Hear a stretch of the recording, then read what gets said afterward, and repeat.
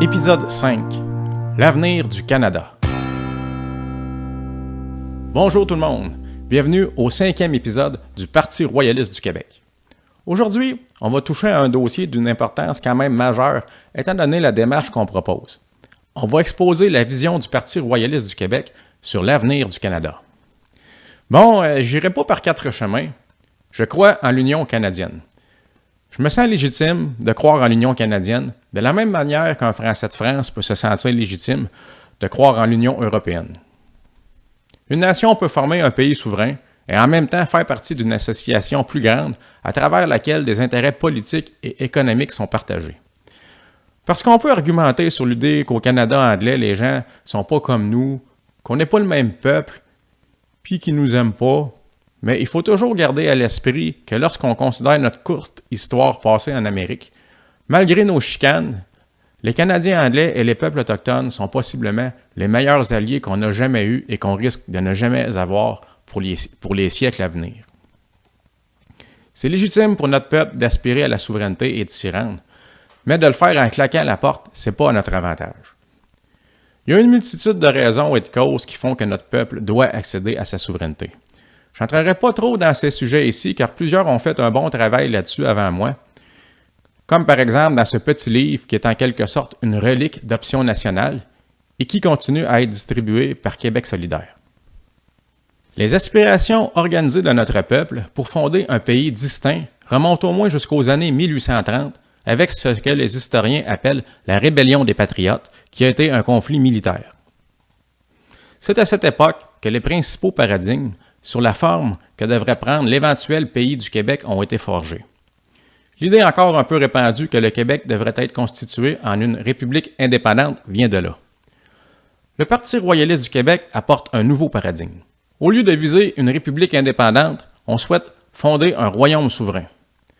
J'ai déjà parlé un peu dans les précédentes capsules pourquoi le royaume était préférable à la république. Maintenant, on va considérer l'axe souveraineté-indépendance. La souveraineté, ça se résume à quoi? Être souverain, en gros, ça revient à avoir le dernier mot sur les lois en vigueur sur son territoire. Puisque ça fait référence au concept de territoire, ça ramène à la question des frontières. Donc, un État souverain est aussi maître de ses frontières. Maître de ses lois, maître de ses frontières. C'est ça, être souverain. La notion d'indépendance, de son côté, pour moi, c'est un terme trop fort, c'est utopique. Les individus dans une société ne sont pas indépendants les uns par rapport aux autres, mais évoluent en interdépendance. C'est un peu la même chose pour des pays sur une planète. Les États sont en interdépendance les uns vis-à-vis les autres, et il n'existe aucun État totalement indépendant sur la Terre. On ne construira jamais de mur assez haut pour être indépendant des autres nations. Tandis que l'accès à la souveraineté, pour sa part, c'est quelque chose de technique. C'est en quelque sorte l'étape fondamentale nécessaire à la fondation d'un pays. Ceci étant dit par rapport aux notions de souveraineté et d'indépendance, comment on pourrait appliquer la souveraineté dans un Québec qui ferait partie d'une Union canadienne? Avoir le dernier mot sur les lois en vigueur sur son territoire, c'est aussi avoir le dernier mot sur l'application des lois sur le territoire québécois qui auront été votées par le Parlement canadien.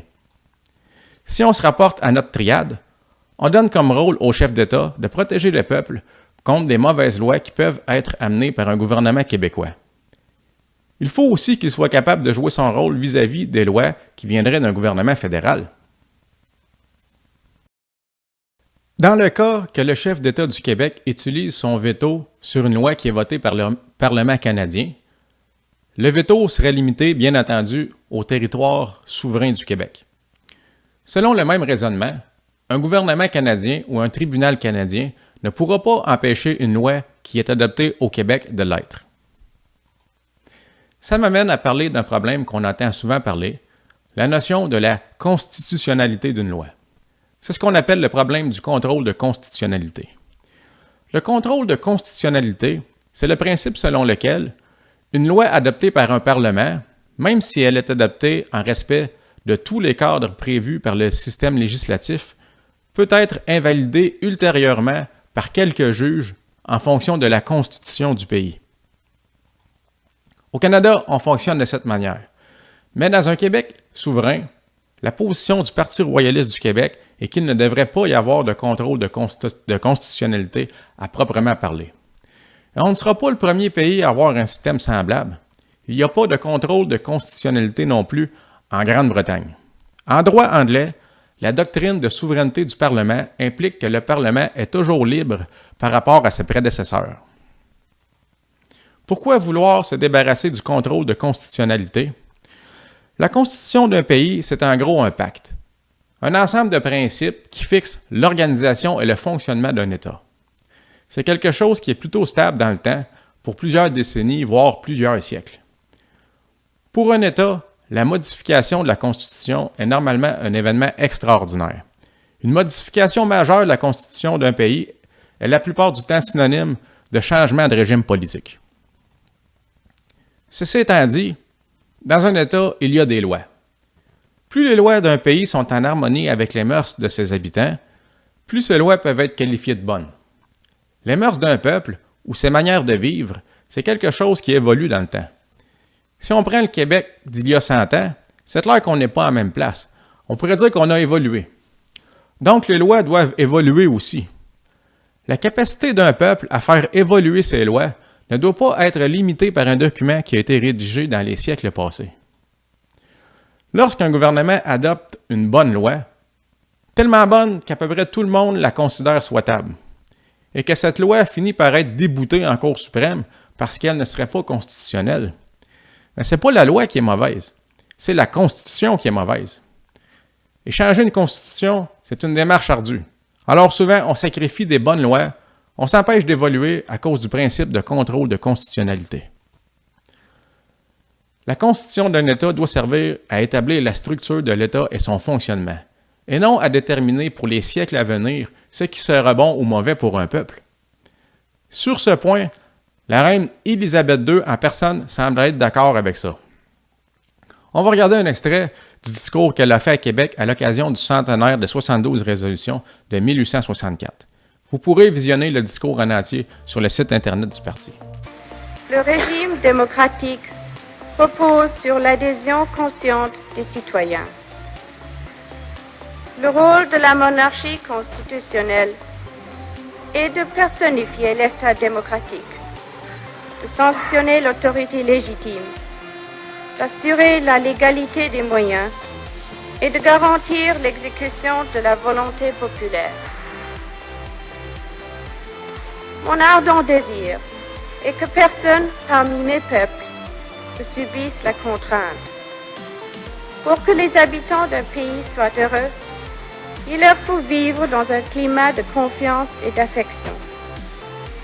Mais un État dynamique ne doit pas craindre de repenser sa philosophie politique. Qu'un protocole tracé il y a 100 ans ne réponde pas nécessairement à tous les problèmes du jour, cela n'a rien d'étonnant. En poussant la notion de contrôle de constitutionnalité à l'extrême, certains pourraient même aller jusqu'à affirmer qu'il s'agit ni plus ni moins d'un instrument législatif qui a comme effet de tenir les peuples enchaînés. Bon, dans le contexte canadien, puisqu'il n'y a pas vraiment de chef d'État actif et que le Sénat ne fait pas grand-chose, on peut comprendre que le seul moyen qui existe de protéger le peuple contre une mauvaise loi soit le contrôle de constitutionnalité. Mais dans un Québec souverain, avec un chef d'État qui joue un vrai rôle, autant pour autoriser les lois adoptées que pour exercer son pardon advenant qu'une mauvaise loi fasse des victimes, le contrôle de constitutionnalité n'a pas sa place. Donc au final, si on revient au niveau canadien, il y aura des lois qui seront appliquées à tout le Canada, mais toute loi canadienne ne sera pas nécessairement appliquée à tout le Canada, étant donné la souveraineté du Québec et son veto sur les lois applicables sur son territoire. Au jour 1 de la souveraineté, aucune différence ne se fera sentir comparée à l'état actuel des choses. Mais au cours des décennies et des siècles qui suivront, le Québec va pouvoir graduellement avancer comme il le veut et vers où il le veut au niveau de ses lois, sans qu'un gouvernement canadien ne puisse lui mettre des bâtons dans les roues. On comprend donc qu'à partir du moment où le Québec a couronné son monarque, le reste du Canada aura pour chef d'État la reine ou le roi d'Angleterre, tandis qu'au Québec, on aura notre roi ou notre reine. La question à laquelle il faut répondre maintenant, c'est dans la mesure où on croit en un Canada uni, qui sera le chef du Canada dans sa forme actuelle, dont le territoire s'étend d'un océan à l'autre? J'introduis donc ici la notion de co-suzeraineté. La co-suzeraineté, c'est le partage d'une souveraineté sur un territoire. Ce n'est pas un concept que j'ai inventé et j'ai trouvé au moins un État dans le monde où ça existe, l'Andorre. L'Andorre est un petit pays d'Europe situé entre l'Espagne et la France. C'est une monarchie constitutionnelle où il y a deux chefs d'État, deux coprinces, l'un étant l'évêque d'Urgell, une région de la Catalogne, et l'autre étant le chef d'État de la France, soit le président de la République. Éventuellement, à moyen terme, après l'établissement de la première co-suzeraineté canadienne impliquant le monarque britannique et le monarque québécois, il pourrait être envisageable et souhaitable de voir la co-suzeraineté canadienne s'étendre aux Inuits et aux Premières Nations. On pourrait parler encore longtemps de ce que pourrait devenir le Canada et sur la meilleure manière que le reste du Canada devrait s'organiser lorsqu'on sera souverain. Mais au Parti royaliste du Québec, on souhaite garder le focus sur notre avenir en tant que peuple. Il faut se mêler de ses affaires à quelque part. À un moment donné, il faut laisser le problème des autres aux autres. Est-ce que les habitants du reste du Canada garderont toujours leur allégeance au trône britannique tant que le monde sera monde, ou ils voudront faire comme nous et trouver un monarque parmi eux? Je ne sais pas, et dans le fond, ils pourront bien faire ce qu'ils voudront. C'est là-dessus que la capsule d'aujourd'hui se termine. Dans le prochain épisode, il sera question d'un personnage politique qui a marqué l'histoire du 20e siècle. En attendant, je vous invite à visiter le site Internet du parti au www.partiroyaliste.québec. Je vous invite également à vous abonner à la chaîne YouTube Royaliste et vous pouvez aussi me suivre sur Twitter à Samuel J. Giguère. Puis parce qu'on sait comment y parvenir, si on veut, on va l'avoir notre royaume. Salut!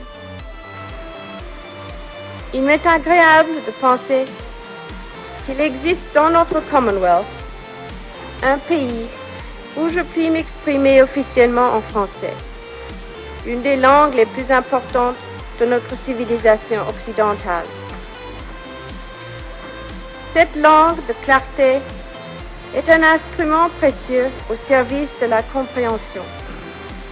Et je suis sûr que sa plus ample diffusion et l'approfondissement de ses richesses ne peuvent que profiter à toutes les intelligences et favoriser un échange plus fructueux des idées.